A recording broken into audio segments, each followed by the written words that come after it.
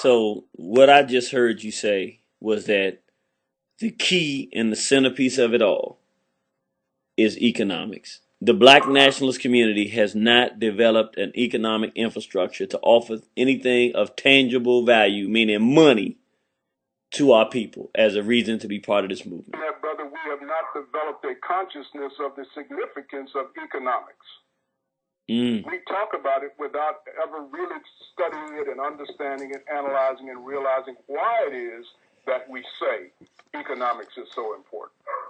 And and I don't know how much of this plays a part of it, but I know that I remember watching some of these films back in the 20s and 30s, and one of the things that the Small Hats used to do, one of the themes they would always put in movies back then, was that to have money was evil, and every time somebody got some money, something horrible happened to them, and they realized that they were just better off not having any money and being poor. So that was like one of the things that was early in the history of this country they put into all the films. And I don't know how much this is real or not, but in terms of my analysis of it, even me, I'm being 100% honest, even myself coming into this movement, I feel like we were taught that it was evil. No, I'm not feel like it. We were taught that. I've heard any number of times getting involved in this movement. I'm talking about going 20 years back. That it's not about money. People always think about money, but it's not about money. And basically, that's why we can't have anything in the movement because everybody thinking about money. And so, in my development, my philosophy was that which I had been taught and learned that basically this is not about money, it's about upliftment of the race, blah, blah, blah, blah, blah. And what I've come to find out now, and I think you really synthesizing it and saying, putting like an explanation behind it, it's a ridiculous thing to try to do to separate a movement from its money. Because without money, in my practical experience, there is no movement. Especially in a society and increasingly in a world where money is the automatic base on which everything is judged. For example, we just recently had somebody brought, in fact, I know the people that brought him here, brought Russell Simmons here to West Palm Beach, and they packed one of the larger black churches here for his visit because everybody wanted to come and hear what Russell Simmons had to say because they thought Russell Simmons might, give them the magic remedy for how to get rich like he has gotten rich. You see, it doesn't matter, for example, to those folks that Russell Simmons may not be the most qualitative person that they could model themselves after. But the fact that he is known to have become very successful in his arena of activity, which happens to be gangster rap and all that stuff, and the things that he's done on the side. But the fact of him being rich or perceived as being rich is what gives him credibility with people. So how can we then kid ourselves by thinking or telling ourselves and one another that money is not important to the building of a nationhood concept whereby we would be able to do things for our people that you can only do with money?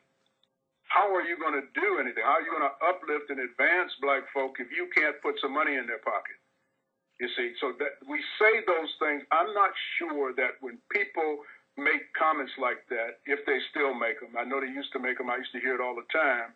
When they make those comments, they're actually thinking that through, or whether they're simply repeating something that they have heard said before by somebody else or read it someplace.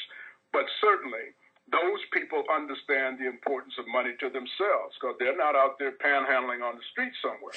You see, probably have a job someplace. Probably, if they are as intelligent as one almost has to be in order to be racially conscious, they're going to have some wherewithal someplace, which means that they recognize the value of it for themselves. But we don't always recognize the value of resources and resourcefulness for the collective. We can recognize it for ourselves as individuals because we know we got to get paid, but we don't necessarily transfer that same recognition to what is in the best interest of the collective or the black folks as a collective.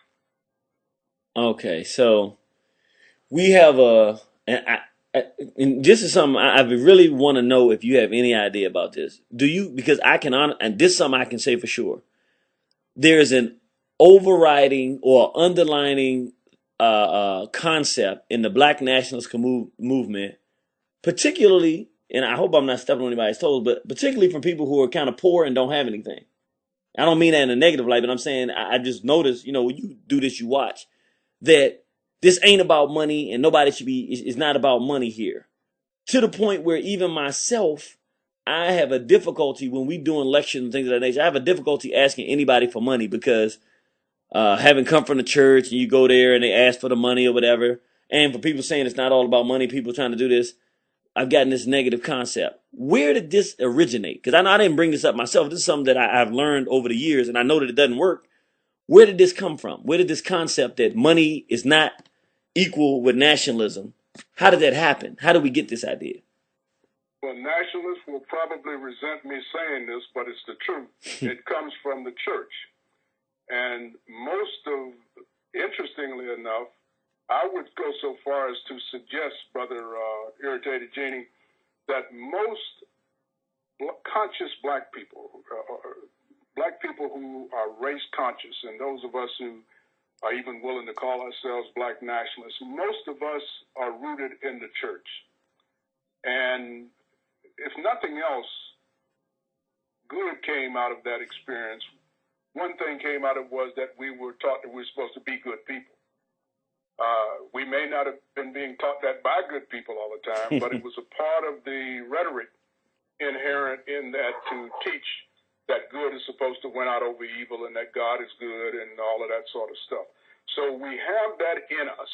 And of course, the church emphasized the supposed de-emphasis on money and material things for ourselves.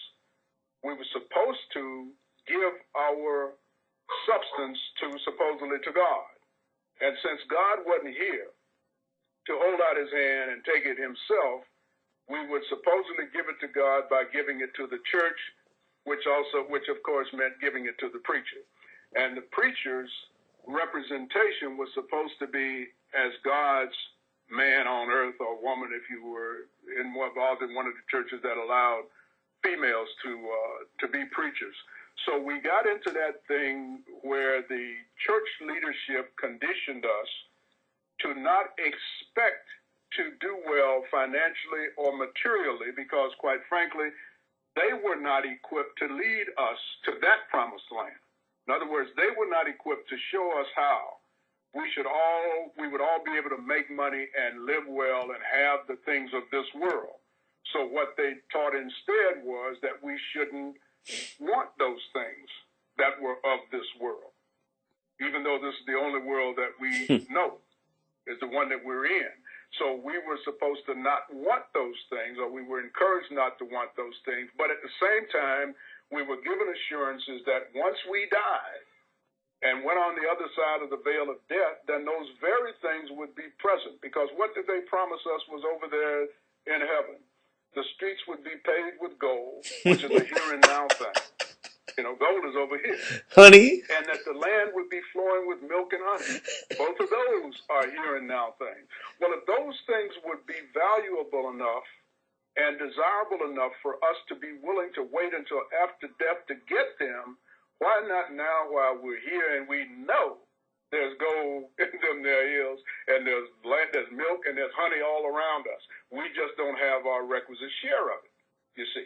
So we've been misled to embrace a teaching which was for the convenience of the people doing the teaching so that the money would come to them as the earthly representative of the God person or the personality.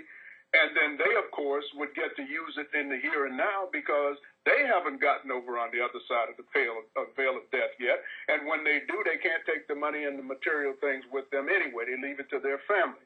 So that whole mindset, Brother Irritated Genie, comes out of the church experience where we were basically given a soothing kind of a salve to justify or to rationalize our not having those things that so many people around us clearly had, including the preachers. that matter. But we were taught to feel that by enabling the preacher to live better in the here and now, we were actually earning points, brownie points with God, so that when we get over on the other side as a reward for that, God would allow us to have some of those good things, those earthly things over in heaven, in the spiritual realm. And that has now bled into the nationalist movement. And so we are operating under the same pretext.